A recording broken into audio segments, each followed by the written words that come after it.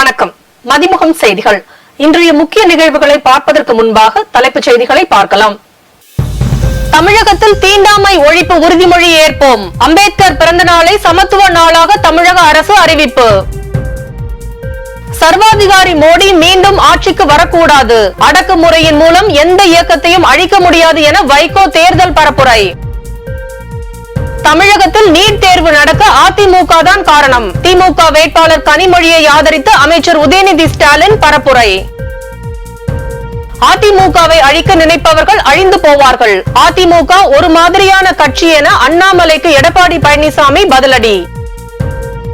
தீப்பெட்டி சின்னத்திற்கு வாக்கு கேட்டு துரை வைகோ தீவிர பிரச்சாரம். பிரச்சாரத்தின் போது துரை வைகோவுக்கு பொதுமக்கள் அமோக வரவேற்பு.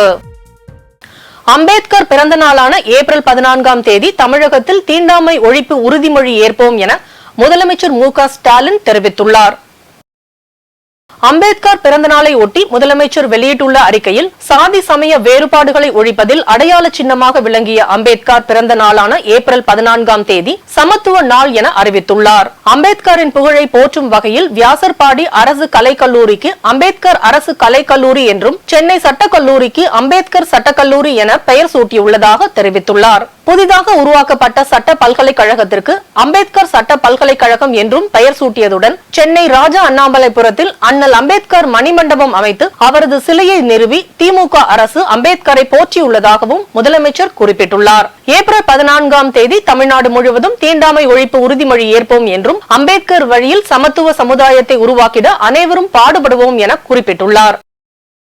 சர்வாதிகாரி மோடி மீண்டும் ஆட்சிக்கு வரக்கூடாது என மதிமுக பொதுச் செயலாளரும் மாநிலங்களவை உறுப்பினருமான வைகோ தெரிவித்துள்ளார். தூத்துக்குடி நாடாளுமன்ற தொகுதியில் திமுக சார்பில் போட்டியிடும் கனிமொழியை ஆதரித்து கோவில்பட்டி அருகே உள்ள இனாம் மணியாச்சி விலக்கு பகுதியில் மதிமுக பொதுச் செயலாளர் வைகோ தேர்தல் பிரச்சாரம் மேற்கொண்டார். அப்போது பேசிய அவர் பிரதமர் ஜனநாயகவாதி அல்ல, சர்வாதிகாரி என விமர்சித்தார். அடக்குமுறையின் மூலமாக எந்த இயக்கத்தையும் அழிக்க முடியாது என குறிப்பிட்ட வைகோ சர்வாதிகாரிகள் நிலைத்து நின்று ஆட்சி நடத்த முடியாது எனவும் தெரிவித்தார். ஆனால் நரேந்திர மோடி சொல்கிறார், திராவிட இயக்கத்தை அழித்து விட்டுத்தான் மறுவேலை என்கிறார். மிஸ்டர் பிரைம் மினிஸ்டர், நான் பார்லிமெண்டே கேட்பேன், நீங்க இப்படி பேசுறீங்களே, பிரதமர் பேசுகிற பேச்சாவது 130 இல்ல 128 கோடி மக்களை கொண்டிருக்கக்கூடிய இந்த நாட்டினுடைய தலைமை அமைச்சர் இப்படி பேசலாமா? ஒரு இயக்கத்தை அழித்து விடுவேன் என்று பேசலாமா? சர்வாதிகாரி பிரதமர் மோடியின் 10 ஆண்டு கால ஆட்சியில் தமிழகம் வஞ்சிக்கப்பட்டுள்ளதாக அமைச்சர் உதயநிதி ஸ்டாலின் தெரிவித்துள்ளார். தூத்துக்குடி நாடாளுமன்ற தொகுதிக்கு உட்பட்ட திருச்செந்தூரில் திமுக இளைஞர் அணி செயலாளரும் அமைச்சருமான உதயநிதி ஸ்டாலின் திமுக வேட்பாளர் கனிமொழியை ஆதரித்து பிரச்சாரம் மேற்கொண்டார். பிரச்சாரத்தில் பேசிய அவர் ஜெயலலிதா முதலமைச்சராக இருந்த காலத்திலும் தமிழகத்தில் நீட் தேர்வு வரவில்லை என்றும் எடப்பாடி பழனிசாமி ஆட்சியில் தமிழகத்தில் நீட் தேர்வு கொண்டுவரப்பட்டுள்ளதாக தெரிவித்தார். தமிழ்நாட்டு மக்கள் ஜிஎஸ்டியில் செலுத்தும் ₹1 ஒன்றிய அரசு 29 பைசாவை மட்டுமே திருப்பி தருவதாக குற்றம் சாட்டிய அவர் சர்வாதிகாரி பிரதமர் மோடியின் 10 ஆண்டு கால ஆட்சியில் தமிழகம் வஞ்சிக்கப்பட்டுள்ளதாக தெரிவித்தார். தமிழ்நாட்டு மக்கள் உங்களுக்கு 29 பைசா யார் அப்பா வீட்டு காசை எடுத்து யாருக்கும் கொடுக்கறீங்க? தமிழ்நாட்டு மக்கள் நீங்க கருதக்கூடிய வரி பணத்தை நமக்கு கொடுக்காம தமிழ்நாட்டுக்கு எதையாவது செஞ்சிருக்காரா? வெள்ளம் வந்து எட்டி பார்த்தாரா? மிக்சா புயல் வந்து எட்டி பார்த்தாரா? நம்முடைய மொழி உரிமையை கல்வி உரிமையை பறிச்சு நீட் தேர்வு கொண்டு வந்தாங்க. உங்களுக்கு தெரியும், 2010ஆம் ஆண்டு இந்தியா முழுக்க நீட் தேர்வு வந்துருச்சு. தமிழ்நாட்டுக்குள்ள கலைஞர் முதலமைச்சரா இருந்தாரு. தமிழ்நாட்டுக்குள் நுழைய விட்டாரா? நுழைவு தேர்வு ரத்து செஞ்சு கவுன்சிலிங் முறையில நான் சீட்டு தரேன், 12ஆம் வகுப்பு மதிப்பெண் போதும் அப்படின்னு கவுன்சிலிங் முறையில சீட்டு கொடுத்து ஏழை எளிய மாணவர்களை மருத்துவராக்குனது டாக்டர் கலைஞருடைய அரசு. இன்னும் சொல்றேன், மறைந்த முதலமைச்சர் ஜெயலலிதா அம்மையார் இருந்த வரைக்கும் தமிழ்நாட்டுக்குள்ள நீட் தேர்வு வந்துச்சா? இந்தியாவோட அனைத்து மாநிலங்களும் வந்துருச்சு. ஆனா தமிழ்நாட்டுக்குள்ள நம்ம நுழைய விடவே இல்லை. அந்த அம்மா இறந்த பிறகு, மறைந்த முதலமைச்சர் ஜெயலலிதா இறந்த பிறகு இந்த அடிமை கூட்டம் பாஜகவுக்கு பயந்து அவங்க சொல்ற பேச்சை கேட்டு நீட் தேர்வு நுழைச்சு கிட்டத்தட்ட அரியலூர் மாவட்டத்தில் அனிதால ஆரம்பிச்சு சென்ற வருஷம் சென்னையில ஜெகதீசன், கோம்பேட்டை சேர்ந்த ஜெகதீசன் பையன் 22 குழந்தைங்க தற்கொலை பண்ணிருக்காங்க. அதிமுகவை அழிக்க நினைப்பவர்கள் அழிந்து போவார்கள் என எடப்பாடி பழனிசாமி எச்சரித்துள்ளார். சிதம்பரம் தொகுதியில் அதிமுக சார்பில் போட்டியிடும் வேட்பாளர் சந்திரஹாசனை ஆதரித்து அக்கட்சியின் பொதுச் செயலாளர் எடப்பாடி பழனிசாமி அரியலூரில் பிரச்சாரம் மேற்கொண்டார். அப்போது பேசிய அவர், இந்தியாவிலேயே அதிக தொண்டர்களை கொண்ட ஒரே கட்சி அதிமுக தான் என தெரிவித்தார். அதிமுகவை ஒழிப்பேன் என பாஜக தலைவர் அண்ணாமலை ஆணவத்தால் பேசுவதாகவும், அதிமுக ஒரு மாதிரியான கட்சி என்றும் எடப்பாடி பழனிசாமி பதிலடி கொடுத்துள்ளார். மக்களை வஞ்சிக்கும் திட்டத்தை பாஜக கொண்டு வந்தால் அதை எதிர்க்கும் திறன் அதிமுகவிற்கே உள்ளதாகவும், மக்களுக்கு நன்மை பயக்கும் திட்டங்களை கொண்டு வந்தால் அதை பாராட்டவும் தயங்க மாட்டோம் என கூறினார். நிறைய திட்டங்களை நிறைவேற்றி தந்திருக்கிறோம். எங்க அரசு சிமெண்ட் ஆலை இருக்குது, அதை புதுப்பிக்கிறதுக்கு 850 கோடி கொடுத்தோம். 850 கோடியில அரியலூர் சிமெண்ட் ஃபேக்டரி இன்றைக்கு அதை நாங்க புதிய ஆலையாக விரிவுபடுத்திருக்கிறோம். நான் ஏற்கனவே சொன்னேன், மருத்துவக் கல்லூரி மருத்துவமனை 400 கோடி, குன்ன வட்டம் கொற்றை கிராமத்தில் மருதியாற்றின் குறுக்க 94 கோடியில இன்னைக்கு அணை கட்டி முடிச்சிருக்கிறோம். ஜெயங்கொண்டத்தில் புதிய அரசு கலைக்கல்லூரி திறந்திருக்கிறோம். ஆண்டிமடத்தில் புதிய தாலுகா அறிவிக்கப்பட்டு அலுவலகம் திறக்கப்பட்டிருக்குது. ஜெயங்கொண்டத்தில் 22 கோடியில புதிய நீதிமன்ற வளாகம் இன்றைக்கு நிறுவப்பட்டுள்ளது. குன்னந்தொகுதி பனங்கூர் சாலையில 3 கோடியில பாலம் கட்டி கொடுத்திருக்கிறோம். குன்னந்தொகுதி கொலகானந்தம் எஸ் குடிக்காடு குன்னம் சாலையில 2.5 கோடியில பாலம் கட்டியிருக்கிறோம். குன்னந்தொகுதி திருச்சி நாடாளுமன்ற தொகுதி வேட்பாளர் துரை வைகோ தீப்பெட்டி சின்னத்திற்கு வாக்கு கேட்டு தீவிர பிரச்சாரம் மேற்கொண்டார்.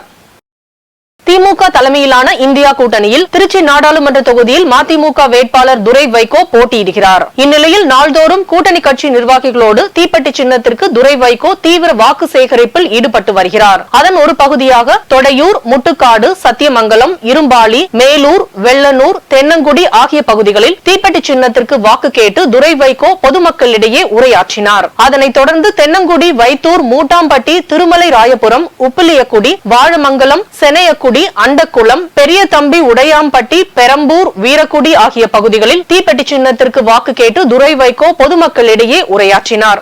நீங்க கேஸ் சிலிண்டர் நீங்க மோடி ஆட்சிக்கு வரதுக்கு முன்னாடி 10 வருஷத்துக்கு முன்னாடி கேஸ் சிலிண்டர் விலை எவ்வளவு இருந்தது? 320 ரூபாய் இருந்தது. இந்த மனுஷன் என்னைக்கு ஆட்சிக்கு வந்தாரோ அது கிட்டத்தட்ட 900 ரூபாய் 1000 ரூபாய்க்கு மேல போயிருச்சு. இப்ப எலெக்ஷனுக்காண்டி கொஞ்சம் குறைச்சிருக்காங்க. நம்மளுடைய இந்தியா கூட்டணி ராகுல் காந்தி என்ன தெரியுமா சொல்றாரு? 900 ரூபாய் கிடையாது, நாங்க ஆட்சிக்கு வந்த மோடியை நீங்க வீட்டுக்கு அனுப்புனீங்கன்னா 500 ரூபாய்க்கு கொடுக்குறோம்னு சொல்றோம். என்ன 500 ரூபாய்க்கு? பெட்ரோல் லிட்டர் 75 ரூபாய்க்கும் டீசல் வெறும் 65 ரூபாய்க்கு நம்ம கொடுக்குறோம் நமக்காண்டி.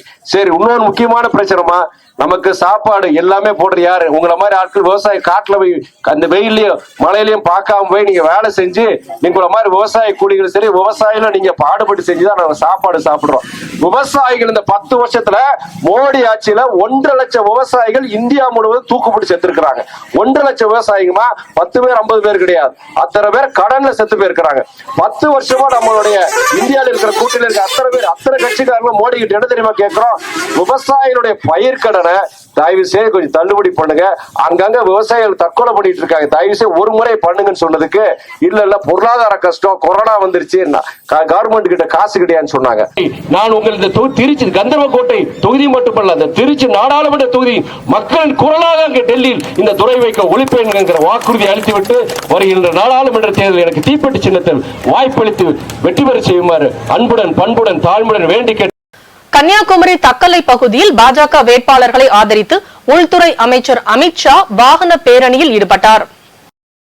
பாஜக வேட்பாளர் பொன் ராதாகிருஷ்ணன், விளவங்கோடு வேட்பாளர் நந்தினியை ஆதரித்து உள்துறை அமைச்சர் அமித்ஷா பிரச்சாரம் மேற்கொண்டார். மேட்டுக்கடையில் இருந்து பழைய பேருந்து நிலையம் வரை திருவனந்தபுரம் சாலையில் சுமார் 1 கிலோமீட்டர் தூரத்துக்கு நடைபெறும் வாகன பேரணியில் அமித்ஷா கலந்து கொண்டு திறந்த வாகனத்தில் நின்றவாறு தேர்தல் பிரச்சாரம் செய்தார். அப்போது பேசிய அமித்ஷா, தமிழ் மொழி, கலாச்சாரம், பாரம்பரியத்தை பாதுகாக்க பிரதமர் மோடி ஓய்வின்றி உழைத்து வருவதாகவும் அனைவரையும் ஒருங்கிணைத்து தமிழகத்தில் வளர்ச்சியை ஏற்படுத்துவதற்காக பாஜக விரும்புவதாக தெரிவித்தார். வாகன பேரணியின் போது சாலையில் அமித்ஷாவை வரவேற்பதற்காக சாலையின் இருபுறமும் பாஜகவை சேர்ந்த ஆயிரக்கணக்கானோர் திரண்டனர்.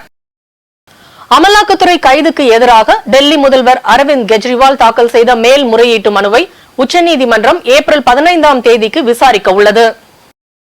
டெல்லி மதுபான கொள்கை முறைகேடு வழக்கில் அமலாக்கத்துறையால் கைது செய்யப்பட்ட முதல்வர் அரவிந்த் கெஜ்ரிவால் மார்ச் 22ஆம் தேதி நீதிமன்றத்தில் ஆஜர்படுத்தப்பட்டு காவலில் வைக்கப்பட்டுள்ளார். தான் கைது செய்யப்பட்டது சட்டவிரோதம் என அறிவிக்க கோரி அரவிந்த் கெஜ்ரிவால் தாக்கல் செய்த மனுவை டெல்லி உயர்நீதிமன்றம் அண்மையில் தள்ளுபடி செய்தது. கைது நடவடிக்கையில் சட்ட விதிகள் ஏதும் மீறப்படவில்லை என்றும் தெரிவித்த நீதிமன்றம் ஆதாரங்களின் அடிப்படையில் தான் கைது செய்யப்பட்டுள்ளதாக தெரிவித்தது. இந்நிலையில் அரவிந்த் கெஜ்ரிவால் தரப்பில் தாக்கல் செய்யப்பட்டுள்ள மேல்முறையீட்டு மனு உச்சநீதிமன்றத்தில் வரும் 15ஆம் தேதி விசாரணைக்கு வரவுள்ளதாக தகவல் வெளியாகியுள்ளது. ஒன்றிய அரசின் உத்தரவின் பேரில் முதல்வர் அரவிந்த் கெஜ்ரிவால் திகார் சிறையில் சித்திரவதை செய்யப்படுவதாக ஆம் ஆத்மி எம்பி சஞ்சய் சிங் தெரிவித்துள்ளார். டெல்லியில் செய்தியாளர்களை சந்தித்த அவர் அரவிந்த் கெஜ்ரிவால் மன உறுதியை குலைக்க முயற்சிகள் மேற்கொள்ளப்பட்டு வருவதாக தெரிவித்தார். பெங்களூர் ராமேஸ்வரம் கஃபே குண்டுவெடிப்பு சம்பவத்தில் மூளையாக செயல்பட்ட இருவருக்கு 10 நாட்கள் NIA காவல் வழங்கி பெங்களூரு நீதிமன்றம் உத்தரவிட்டுள்ளது. பெங்களூரில் கடந்த மார்ச் 1ஆம் தேதி ராமேஸ்வரம் கஃபே என்ற உணவகத்தில் குண்டு வெடித்தது. அதில் பலர் படுகாயமடைந்த நிலையில் இந்த சம்பவம் பெரும் பரபரப்பை ஏற்படுத்தியது. வழக்கில் முக்கிய நபர்களான முசாவிர் ஹுசைன் சாஹிப், அப்துல் மதீன் அகமது தாஹா இருவரையும் தீவிரமாக தேடி வந்தனர். மேலும் அவர்கள் குறித்த தகவல் அளிப்பவர்களுக்கு 10 லட்சம் சன்மானம் அளிக்கப்படும் எனவும் NIA அறிவித்தது. இந்நிலையில் கொல்கத்தாவில் தலைமறைவாக இருந்த இருவரையும் NIA அதிகாரிகள் கைது செய்தனர். இதையடுத்து அவர்கள் இருவரும் பெங்களூருக்கு அழைத்து வரப்பட்டு பெங்களூரில் உள்ள நீதிமன்றத்தில் ஆஜர்படுத்தப்பட்டனர். இந்த நிலையில் கைதான இருவருக்கும் 10 நாட்கள் NIA காவல் வழங்கி பெங்களூரு நீதிமன்றம் உத்தரவிட்டது. தேர்தல் விளம்பரங்களுக்கு முன் அனுமதி அளிப்பதில் தேர்தல் ஆணையம் பாரபட்சம் காட்டுவதாக தேர்தல் ஆணையத்துக்கு எதிராக சென்னை உயர்நீதிமன்றத்தில் திமுக வழக்கு தொடர்ந்துள்ளது. தேர்தல் விளம்பரம் செய்ய அனுமதி கோரிய திமுகவின் விண்ணப்பத்தை தேர்தல் ஆணையம் நிராகரித்த நிலையில் வழக்கு தொடரப்பட்டுள்ளது. திமுகவின் அமைப்பு செயலாளர் RS பாரதி தாக்கல் செய்துள்ள மனுவில் விளம்பரத்திற்கு அனுமதி தராதது தேர்தல் ஆணையத்தின் நேர்மை மற்றும் வெளிப்படைத்தன்மையை கேள்விக்குறியாக்கியுள்ளதாக குறிப்பிட்டுள்ளார். சாதாரண கருத்துக்களை கூறி விளம்பரம் செய்ய தேர்தல் ஆணையம் அனுமதிக்கவில்லை என்றும் திமுகவின் தேர்தல் விளம்பரங்களுக்கு முன் அனுமதி அளிப்பதற்கு 6 நாட்கள் வரை தாமதம் ஆவதாக குறிப்பிட்டுள்ளார். திமுகவின் மனு மீது 2 நாட்களில் பரிசீலித்து தேர்தல் ஆணையம் உத்தரவிட வேண்டும் என்றும் திமுகவின் விண்ணப்பத்தை நிராகரித்த தமிழக தேர்தல் அதிகாரியின் உத்தரவுகளை ரத்து செய்ய வேண்டும் என்றும் அதில் குறிப்பிட்டுள்ளார். நாடாளுமன்ற தேர்தலில் ராகுல் காந்திக்கு இந்தியா கூட்டணி இனிப்பான வெற்றியை கொடுக்கும் என முதலமைச்சர் MK ஸ்டாலின் தெரிவித்துள்ளார்.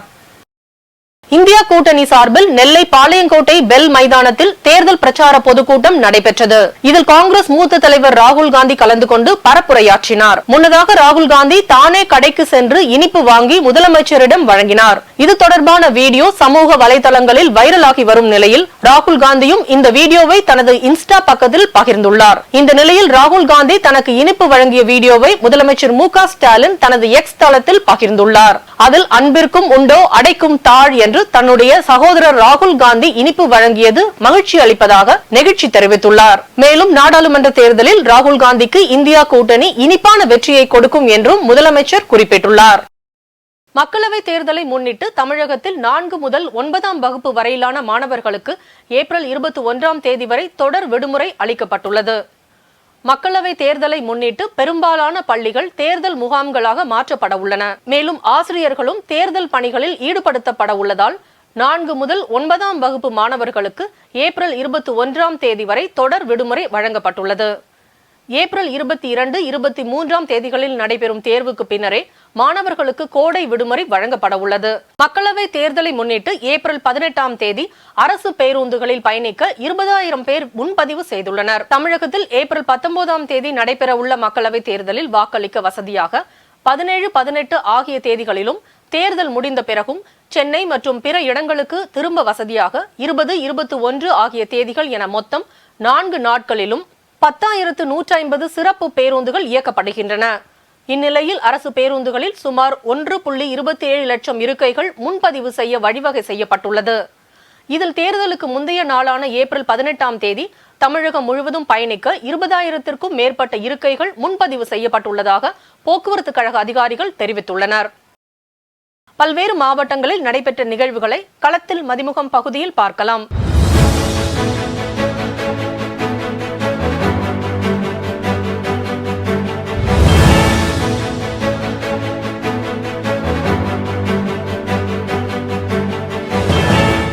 திண்டுக்கல் மாவட்டம் கொடைக்கானல் பிரையன் பூங்காவில் வாக்காளர் விழிப்புணர்வு நிகழ்ச்சி நடைபெற்றது. விழிப்புணர்வு நிகழ்ச்சியில் பூங்கா பணியாளர்கள், சுற்றுலா பயணிகள், அரசு துறையினர் உள்ளிட்டோர் கலந்து கொண்டு 100% வாக்களிக்க வேண்டும், ஓட்டுக்கு தேவையில்லை நோட்டு போன்ற வாக்குறுதிகளை அளித்தனர். வாக்களிப்பதன் அவசியத்தை வலியுறுத்தும் விதமாக விரலில் மை தடவியது போன்ற மலர் உருவ அமைப்பு பூங்காவில் ஏற்படுத்தப்பட்டது சுற்றுலா பயணிகளை அதிகம் கவர்ந்தது. ராணிப்பேட்டை மாவட்டம் ஆற்காடு 24வது வார்டு பகுதியில் கடந்த 2 வாரங்களுக்கு மேலாக பைப்லைன் உடைந்து குடிநீர் வெளியேறி வருவதை நகராட்சி நிர்வாகம் உடனடியாக சீரமைக்க வேண்டும் என பொதுமக்கள் கோரிக்கை விடுத்துள்ளனர். கோடை காலம் என்பதால் குடிநீர் தட்டுப்பாடு ஏற்படாத வண்ணம் பைப்லைனை சீரமைத்து குடிநீர் வீணாவதை தடுக்க வேண்டும் என சமூக ஆர்வலர்கள் கோரிக்கை விடுத்துள்ளனர்.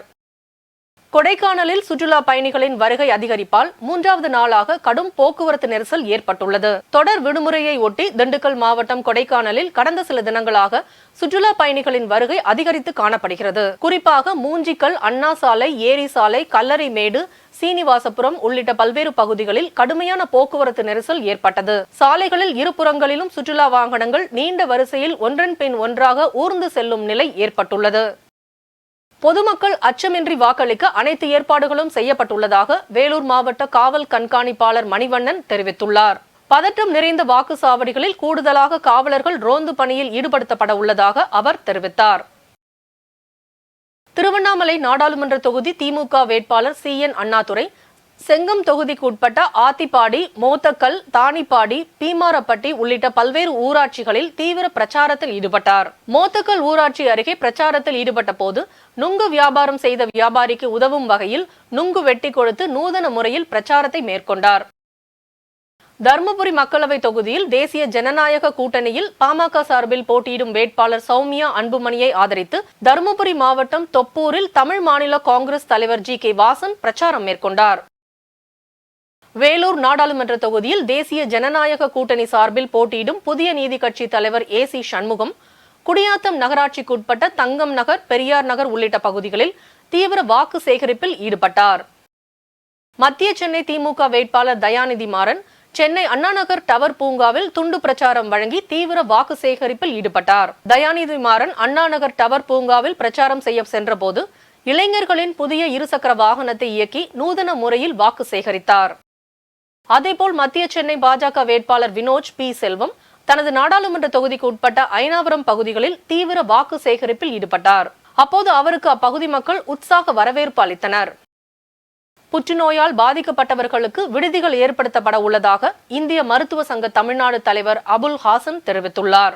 நாடாளுமன்ற தேர்தலில் யாருக்கு ஆதரவு அளிப்பது மற்றும் அவர்களின் எதிர்பார்ப்புகள் மற்றும் கோரிக்கைகள் தொடர்பாக இந்தியன் மெடிக்கல் அசோசியேஷன் சங்கத்தினர் சென்னையில் செய்தியாளர்களை சந்தித்து பேசினர். அப்போது பேசிய இந்திய மருத்துவ சங்கத்தின் தமிழ்நாடு கிளை தலைவர் அபுல் ஹசன், ஜீவன் திட்டத்தை தேர்தல் முடிந்த பிறகு முதல்வர் M.K. ஸ்டாலின் தொடங்கி வைக்க உள்ளதாக தெரிவித்தனர். தேர்தல் பிரச்சாரத்தின் போது சென்னையில் எந்த விதமான தள்ளுமுள்ளும் நடைபெறவில்லை என மாநகராட்சி ஆணையரும் சென்னை மாவட்ட தேர்தல் அதிகாரியுமான ராதாகிருஷ்ணன் தெரிவித்துள்ளார். மக்களவை தேர்தல் மற்றும் மக்கள் வாக்களிப்பின் முக்கியத்துவத்தை மையமாக கொண்டு சென்னை SRM அறிவியல் மற்றும் தொழில்நுட்பவியல் பல்கலைக்கழக மாணவர்கள் தேர்தல் கீதம் என்ற காணொளியினை தயாரித்து வெளியிட்டனர். இந்த நிகழ்ச்சியில் சென்னை மாநகராட்சி ஆணையர் ராதாகிருஷ்ணன் சிறப்பு விருந்தினராக கலந்து கொண்டு தேர்தல் கீதம் காணொளியை வெளியிட்டார். திருப்பத்தூர் மாவட்டம் ஆம்பூர் அடுத்த மாராப்பட்டு பகுதியில் சென்னை பெங்களூரு தேசிய நெடுஞ்சாலையில் மதுபான பாட்டில்கள் ஏற்றிச் சென்ற மினி லாரி தடுப்புச் சுவரில் மோதி விபத்துக்குள்ளானதில் பல லட்சம் மதிப்பிலான மது பாட்டில்கள் சாலையில் விழுந்து உடைந்து நாசமாகின. லாரி ஓட்டுநர் சுந்தரமூர்த்தி உட்பட 3 பேர் லேசான காயங்களுடன் உயிர் தப்பினர். செங்கல்வராய நாயக்கர் 196வது பிறந்தநாள் விழா வேப்பேரி செங்கல்வராய நாயக்கர் பாலிடெக்னிக் கல்லூரி வளாகத்தில் நடைபெற்றது. பிறந்த நாளை முன்னிட்டு பொது மருத்துவம், கண் மருத்துவம், சித்த மருத்துவம் முகாம் மற்றும் 2000 பேருக்கு அன்னதானம் வழங்கப்பட்டது. முன்னதாக வளாகத்தில் உள்ள பால விநாயகர் ஆலயத்திற்கு சிறப்பு பூஜைகள் செய்யப்பட்டது. மேலும் மாணவர்களின் கலை நிகழ்ச்சிகள், பள்ளி கல்லூரிகளில் நடைபெற்ற விளையாட்டுப் போட்டிகளில் வெற்றி பெற்ற மாணவ மாணவிகளுக்கு பரிசுகள் வழங்கப்பட்டது. இன்றைய தங்கம் வெள்ளி விலை வழங்குவோர் அட்டிகா கோல்ட் கம்பெனி. சென்னையில் ஆபரண தங்கத்தின் விலை கிராமுக்கு 25 ரூபாய் குறைந்து 6780 ரூபாய்க்கு விற்பனை செய்யப்படுகிறது. சவரனுக்கு 200 ரூபாய் குறைந்து 54,240 ரூபாய்க்கு விற்பனை செய்யப்படுகிறது. அதேபோல் வெள்ளியின் விலை கிராமுக்கு 1 ரூபாய் குறைந்து 89 ரூபாய்க்கும், 1 கிலோ வெள்ளி 1000 ரூபாய் குறைந்து 89,000க்கும் விற்பனை செய்யப்படுகிறது. இஸ்ரேல் மீது லெபனானில் இருந்து ஹிஸ்புல்லா ஆயுத குழுவினர் ராக்கெட் தாக்குதல் நடத்தினர். இஸ்ரேல் மீது ஹிஸ்புல்லா ஆயுத குழுவினர் ஏவிய ராக்கெட்டுகளை இஸ்ரேல் ஏவுகணை தடுப்பு அமைப்பு நடுவானில் தாக்கி அழித்தது. இந்த தாக்குதலுக்கு பதிலடியாக லெபனானில் ஹிஸ்புல்லா ஆயுத குழுவினரை குறிவைத்து இஸ்ரேல் வான்வழி தாக்குதல் நடத்தியது. இந்த தாக்குதலில் ஏற்பட்ட பாதிப்பு குறித்த விவரம் இதுவரை வெளியாகவில்லை. இதனிடையே சிரியா தலைநகர் டமாஸ்கஸில் கார் குண்டுவெடிப்பு தாக்குதல் நடத்தப்பட்டுள்ளது. சிரியாவில் உள்ள தூதரகம் மீது இஸ்ரேல் நடத்திய தாக்குதலுக்கு ஈரான் பதிலடி கொடுக்கலாம் என்பதால் மத்திய கிழக்கு பகுதியில் பதற்றமான சூழ்நிலை ஏற்பட்டுள்ளது. இஸ்ரேலுக்கும் ஈரானுக்கும் இடையே பதற்றம் அதிகரித்து வரும் சூழ்நிலையில் இந்தியா மற்றும் மேற்கத்திய நாடுகளுக்கு இடையே விமான போக்குவரத்து கடுமையாக பாதிக்கப்பட்டுள்ளது. மீண்டும் தலைப்புச் செய்திகள்.